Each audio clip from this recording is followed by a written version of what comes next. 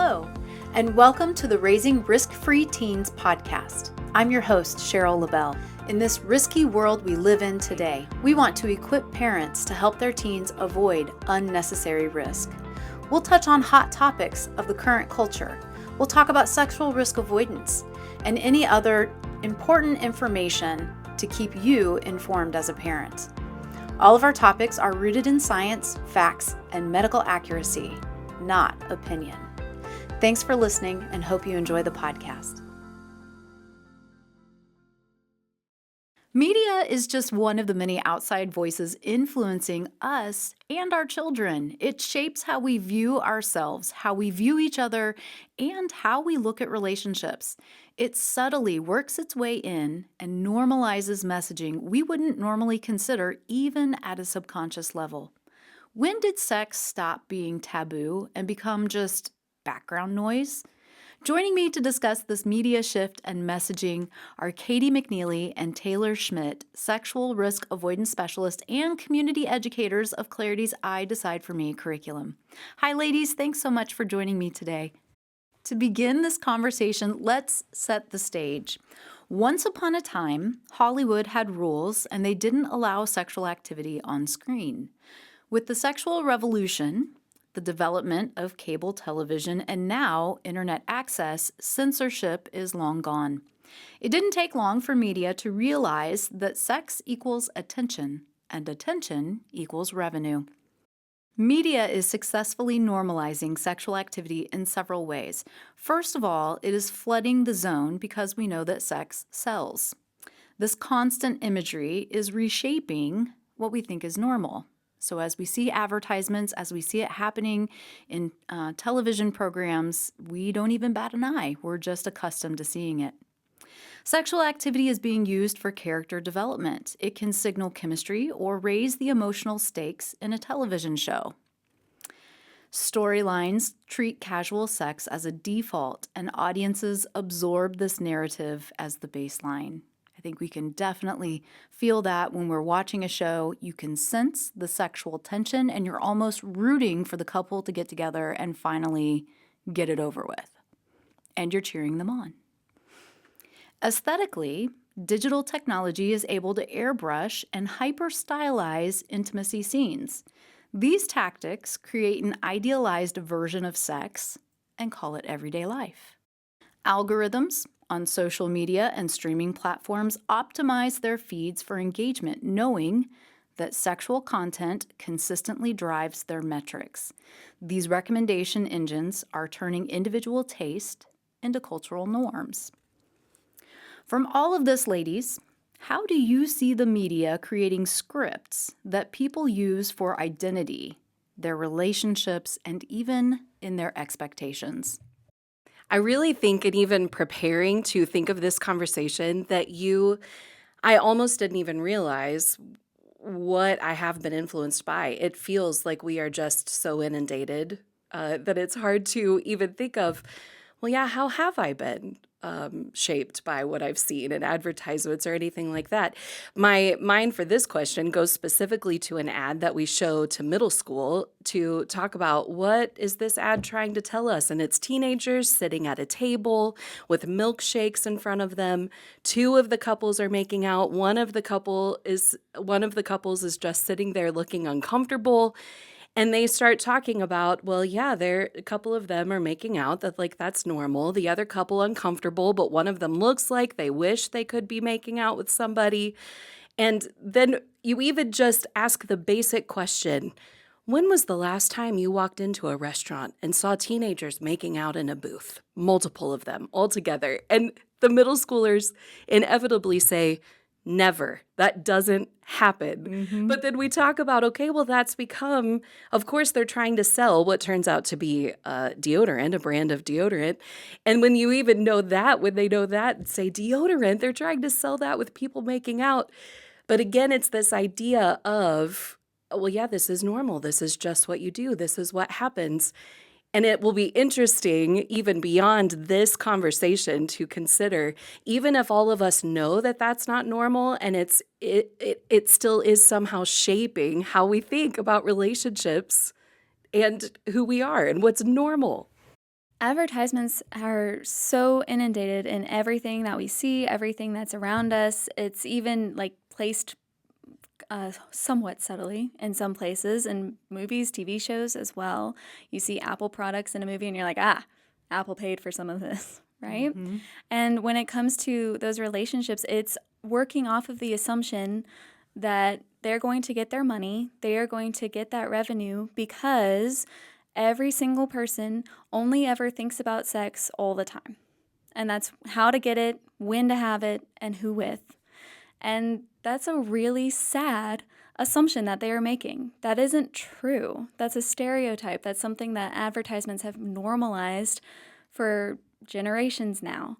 And it's just when you ask students things, when you ask any other person, oh, how is your day? What's been going on? They're not thinking about sex. It's not Hmm. their default. And to have that assumption being made about humans just in general all the time, saying sex sells in the first place is Hmm. such a almost dehumanizing thing. Hmm. Yes, but it does catch our attention because we don't normally see it in everyday life. And so turning on the television or looking at our screens brings in that side of fantasy that is a distraction, and the mind grows, I think, with that. And it does appeal. It's interesting to me with some of the television shows that we've been streaming. It does seem like by the third episode, you've noticed the sexual tension and they are hooking up. And if we're thinking about relationships, it's playing out this idea that you don't have to invest a lot in a relationship because a half hour show, 45-minute hour show is not going to create, it doesn't develop the character so much. I think, too, in talking about identity, when media puts so much emphasis on sex, which we're not actually thinking about all the time, people do start to label themselves with their sexual attraction or something to make them stand out. And I think that takes away from people because they have so much value. I mean, their values, their thoughts, their feelings, all of that is so much more valuable than just what they're putting on the outside and how they label themselves. And I also think, too, not to be completely a downer on all of the things that we see in television or media. I listen to music a whole lot, and that's probably where I see this pop up more for me, just because of what our family tends to watch on television. And it is that my kids get in the car and suddenly that song from the 70s by the Kinks. I didn't realize exactly what they were talking about until my children are listening. Um, but sometimes we watch shows or listen to music that paints this person that I'm going to date. Everything's going to work out perfectly and it's going to be so great. And so then I don't think that I have to be in multiple relationships to find the right person. It's just I'm going to connect with this person. Man, if it feels like we're soulmates, right? And I think that's kind of sinking in at a subconscious level and how our young people, and even as adults, we may not realize it, what we're looking at relationships and just assuming how it's going to pan out. And even to speak back to the identity piece, if it is becoming that we are hyper sexualized and only physical, I like to say to students when we talk about the whole person that you were speaking of too, that we are so much more than physical, to say something like, the physical parts I see about you are super interesting, but they're Hmm. about the least interesting parts of who you are. Yes. There is so much more that makes you who you are. But for sure, these advertisements we're talking about, it's just this face value physical thing Yes. that can be so detrimental. Yes. I would agree with that. All right. So, as we're talking about some of the things that we're seeing, how we know that sexual tension, what about the tension between being sex positive, that empowerment, and the emotional outcomes? How do you see that playing out or influencing our young people? Being sex positive is something that really does focus in on that physical. If you feel it and you're enthusiastically saying yes to it, then you can have sex with whoever you want if they're saying an enthusiastic yes as well. And It's that physical feeling, it's that physical pleasure, that physical satisfaction that's driving that sex positivity. But then when you look at advertisements and you're thinking about, well, how does this affect their mental health? How does this affect their social connections? There's nothing there about that. And it's even kind of, there is still today in this sex positive world an assumption that if you have too much sex, that's bad. And if you never have sex, that's bad. You're a prude. You're looked down upon either way, even in like, oh, it's pleasing, it's good for you. And there are people that are living a sex positive life and they're having lots of relationships and the consequences are catching up with them. 1 in 5 people that are sexually active have an STI. Half of those STIs are in the age group between 15 and 24-year-olds. These are facts. These are things that we know. That lifestyle, that sex positive, it's all about the physical and nothing else, is detrimental to physical health Mhm. as well as everything else. Yes, and there's a lot of research out there too that shows the emotional impacts of being with multiple partners and that connecting and um, no longer being together anymore. Just the multiple partners emotionally. There's not much of a relationship there. We know that surveys even show, research shows that the most sexually satisfied people are married people. But as you were talking about that sex positivity normalized in culture and what we see, especially through casual sex, even the emotional outcomes, talking about the physical outcomes, that statistic 1 in 5 sexually active Americans have an STI, that doesn't include HIV as one of the sexually transmitted infections. And we are trying to normalize how many people have HIV with just the commercials that we see. They look like they're living their best life. And it's amazing what medicine can do, that they can take this and be nearly undetectable while living with HIV, even to the point they can go in and get a tattoo, which would be needle sharing.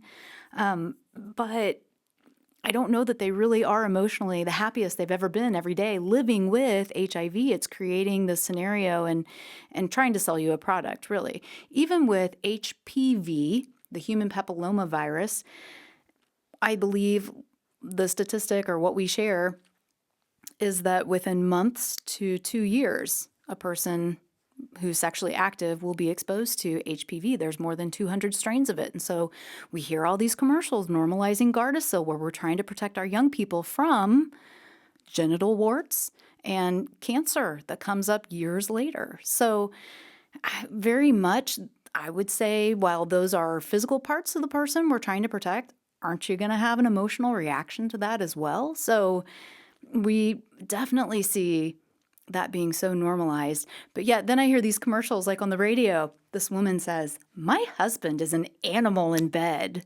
And then you hear, not that kind of animal. And it's about snoring and sleep apnea. But sex sells, right? And so it gets that kind of attention.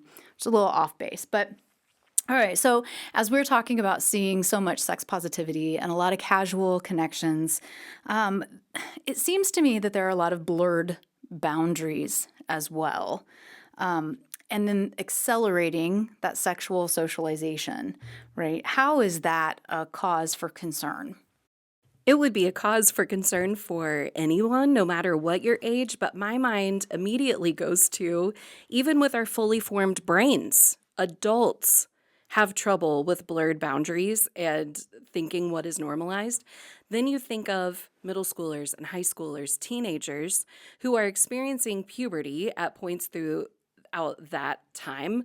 Puberty gets our bodies ready to be sexual, but nothing else is quite ready to be sexual yet. Our whole person, minds and emotions that aren't fully formed.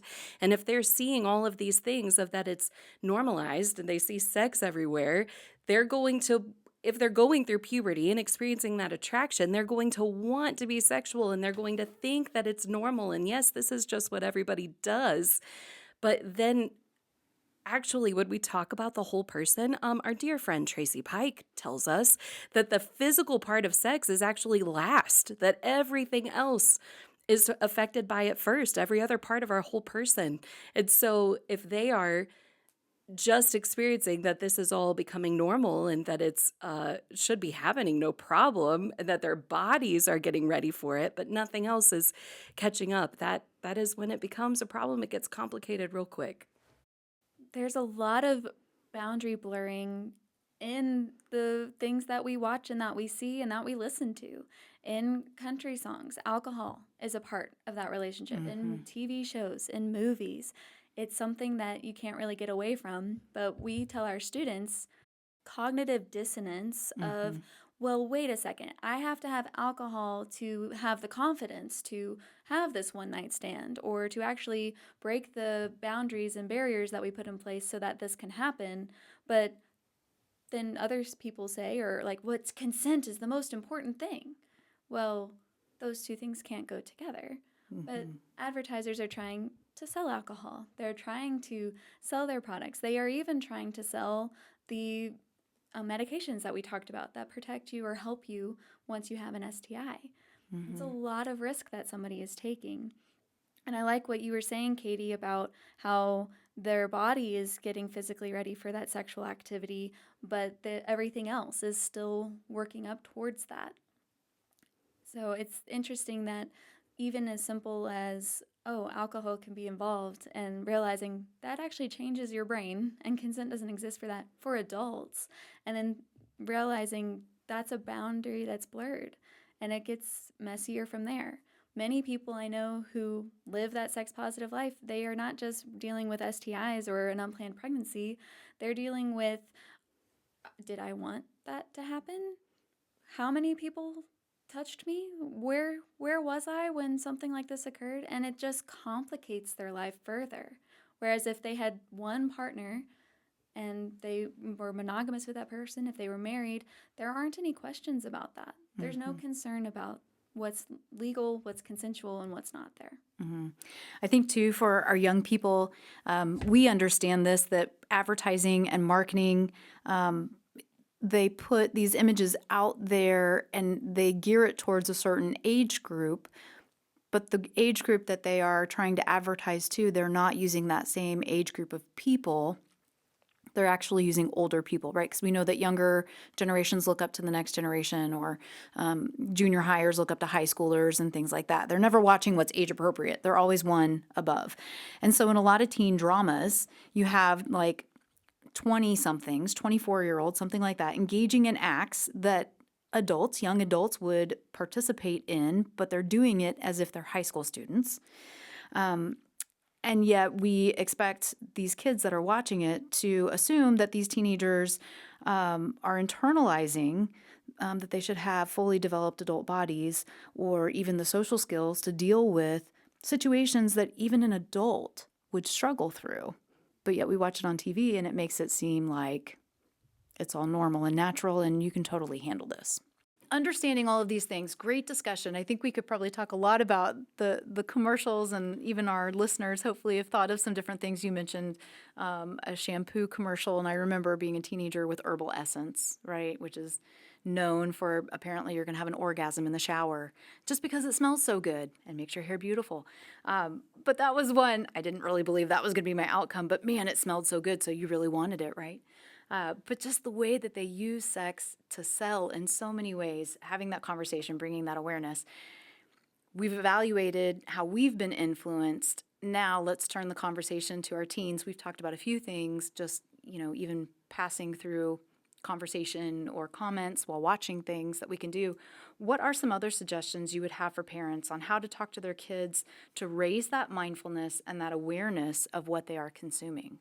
Well, knowing your kid and their interest is something that's going to be helpful here, because there are creative ways that you could get them to think about how they would sell something.